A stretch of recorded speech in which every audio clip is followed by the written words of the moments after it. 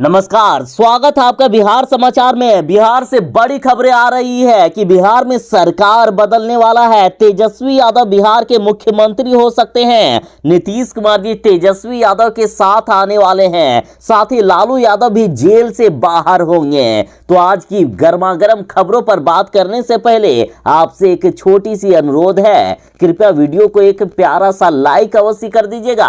आपका लाइक करना ही हमारी मेहनत का फल होता है।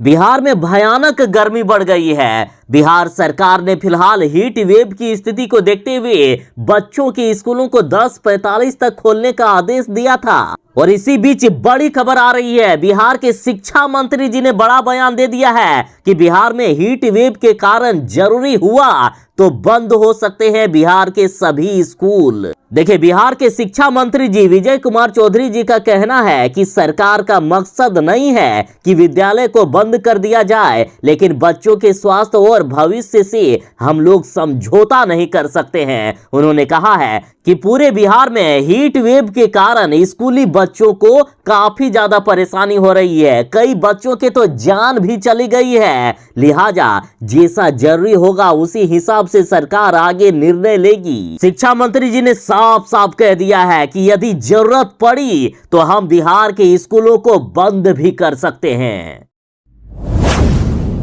जिस तरह से बिहार सरकार ने बिहार के युवाओं के साथ धोखा किया है, देखिए, बिहार सरकार ने वोट के समय यह वादा किया था कि बिहार में 19 लाख रोजगार देंगे, जिसमें से कई को नौकरी देने का वादा भी किया गया था, लेकिन सरकार अपने वादे को नहीं निभा रहे हैं। और अब तो शिक्षक, अभ्यर्थी और युवा इतने परेशान हो गए हैं कि सरकार से कह रहे हैं यदि नौकरी नहीं देनी है तो हमें जहर दे दीजिए। देखिए, 7वें चरण के शिक्षक नियोजन को लेकर शिक्षक अभ्यर्थियों का प्रदर्शन जारी है। शिक्षक अभ्यर्थी बोल रहे हैं कि नौकरी नहीं देना है तो हमें जहर दे दीजिए। आखिर इस बिहार में, आपके राज्य में हम जीकर ही क्या करेंगे। देखिए, जब जब प्रदर्शनकारी या शिक्षक अभ्यर्थी या फिर युवा अपनी मांग को लेकर नौकरी के लिए सड़क पर प्रदर्शन करते हैं, तब तब ये सरकार शिक्षक अभ्यर्थी हो या फिर युवा, सभी प्रदर्शनकारियों को दौड़ा दौड़ा कर पीटने का काम करती है। अब प्रदर्शनकारियों ने यहां तक कह दिया है कि यदि सरकार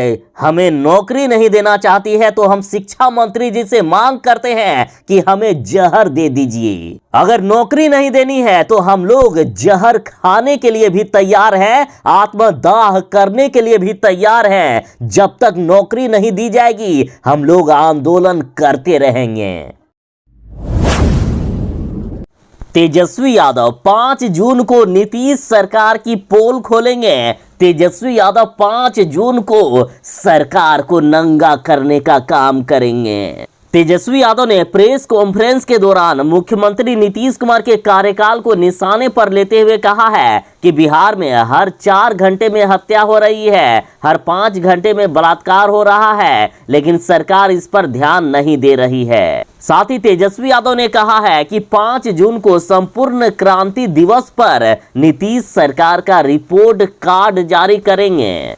तेजस्वी ने कहा कि बिहार में लगातार भ्रष्टाचार हो रहा है। सीएजी कैग की रिपोर्ट के अनुसार बिहार में 2 लाख करोड़ से ज्यादा अनियमितता हुई है, लेकिन इस पर कोई भी कार्रवाई नहीं हो रही है। साथ ही तेजस्वी बोले कि सरकार ने 19 लाख रोजगार देने का वादा किया था, लेकिन सरकार नहीं बता रही है कि अब तक कितने लोगों को रोजगार मिला है। और इन सब मुद्दों को लेकर तेजस्वी यादव 5 जून को नीतीश सरकार का रिपोर्ट कार्ड जारी करेंगे कि आखिर सरकार ने क्या क्या किया है। तेजस्वी यादव ने मुख्यमंत्री नीतीश कुमार जी पर बड़ा हमला किया है। तेजस्वी यादव ने कहा है कि बिहार में जंगल राज नहीं बल्कि राक्षस राज है।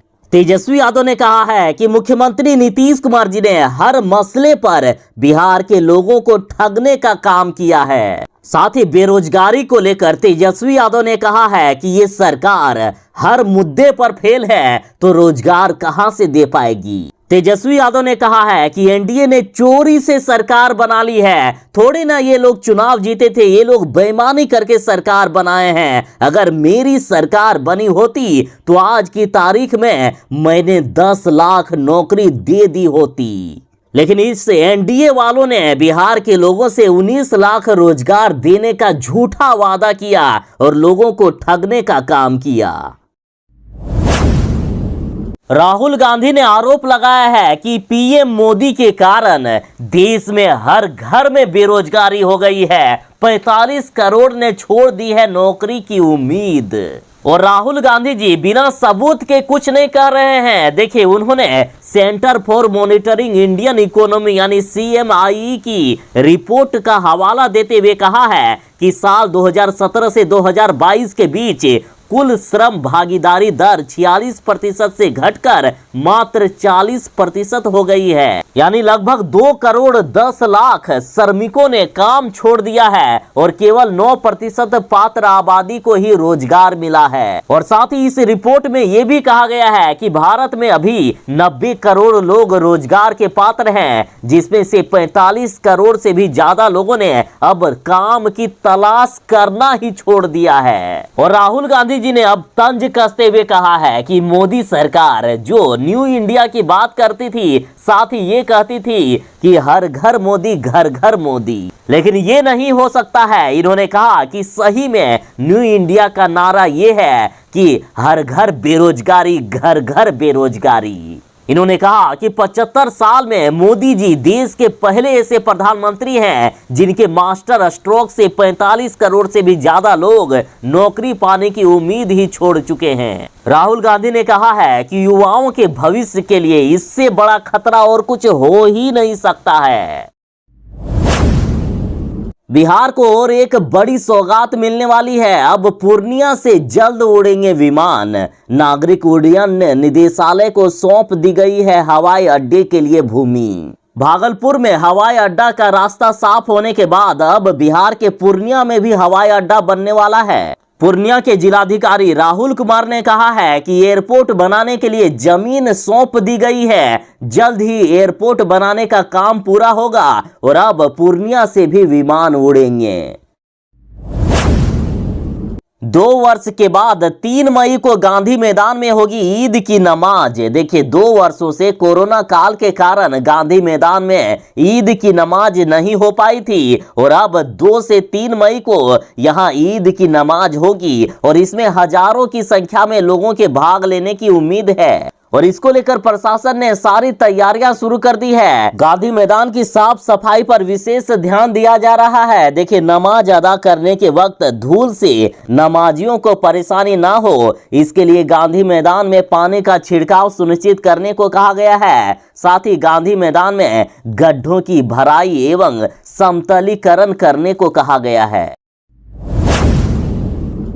मस्जिदों में लाउड स्पीकर को बंद कराने की मांग हो रही थी, लेकिन योगी सरकार ने बड़ा आदेश जारी कर दिया है। चाहे मंदिर हो या मस्जिद, अब नहीं बजेगा लाउड स्पीकर। योगी सरकार के फरमान से ना ही सुनाई देगा अजान और ना ही भजन। देखिए, अजान और लाउड स्पीकर विवाद को लेकर देश के कई राज्यों में चल रही तानातानी के बीच देखिए, उत्तर प्रदेश से योगी आदित्यनाथ जी ने साफ कर दिया है कि राज्य में तेज आवाज में ना ही अजान बजाया जा सकता है और ना ही भजन बजेंगे। और योगी सरकार के इस निर्देश का तो अब असर भी दिखना शुरू हो गया है और धार्मिक स्थलों में तेज आवाज में बजने वाले कई लाउड स्पीकर भी अब उतरने लगे हैं। उत्तर प्रदेश में कई मस्जिद और मंदिरों के शिखर से लाउड स्पीकर या तो उतार दिए गए हैं या फिर उनकी आवाज बेहद ही धीमी कर दी गई है। योगी सरकार ने उत्तर प्रदेश में मंदिर मस्जिद सहित सभी धर्म स्थलों पर तय मानकों के मुताबिक ही लाउड स्पीकर बजाने को कहा है। और कहा जा रहा है कि बिहार में भी बीजेपी की ही सरकार है, बिहार में भी इस तरह के आदेश जारी हो सकते हैं।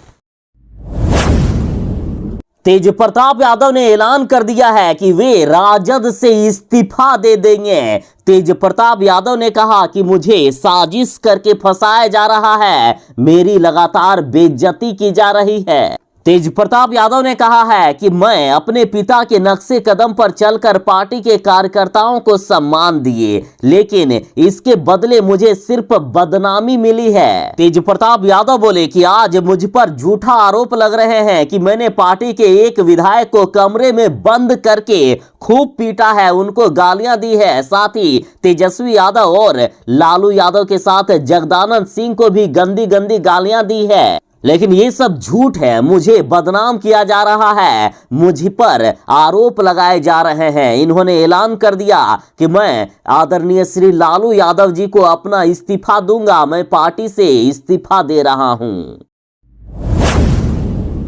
तेज प्रताप यादव का कहना है कि उनको पार्टी से निकाला जा रहा है। तेज प्रताप यादव पर झूठे आरोप लगाए जा रहे हैं और तेज प्रताप यादव ने इस्तीफे का ऐलान कर दिया है। तेज प्रताप यादव का कहना है कि उन पर झूठा आरोप लग रहे हैं कि उन्होंने राजद के एक विधायक की पिटाई कर दी। तो अब तेज प्रताप यादव के समर्थन में जीतनराम मांझी आ गए हैं। जीतनराम मांझी की तरफ से कहा जा रहा है कि तेजस्वी यादव साजिश करके तेज प्रताप यादव को फंसा रहे हैं। साथ ही जीतनराम मांझी की तरफ से कहा गया कि जो व्यक्ति अपने परिवार पर अत्याचार कर सकता है, उस व्यक्ति के हाथों में आखिर सत्ता का बागडोर कैसे सौंपी जा सकती है। साथ ही मांझी की पार्टी के प्रवक्ता दानिश रिजवान ने कहा है कि तेजस्वी यादव ने पहले भी तेज प्रताप यादव को मंद बुद्धि, भगचोंधर और पता नहीं क्या क्या कहलवाए और अब इन पर मारपीट का आरोप लगाकर तेज प्रताप यादव को फंसा रहे हैं। कहा गया कि तेजस्वी यादव का रवैया एक तानाशाह की तरह हो गया है, जिसका नतीजा बेहद ही खतरनाक हो सकता है। सीधा सीधी कहना है कि जो अपने परिवार का नहीं हुआ, अपने भाई का नहीं हुआ, वो बिहार की जनता का क्या होगा।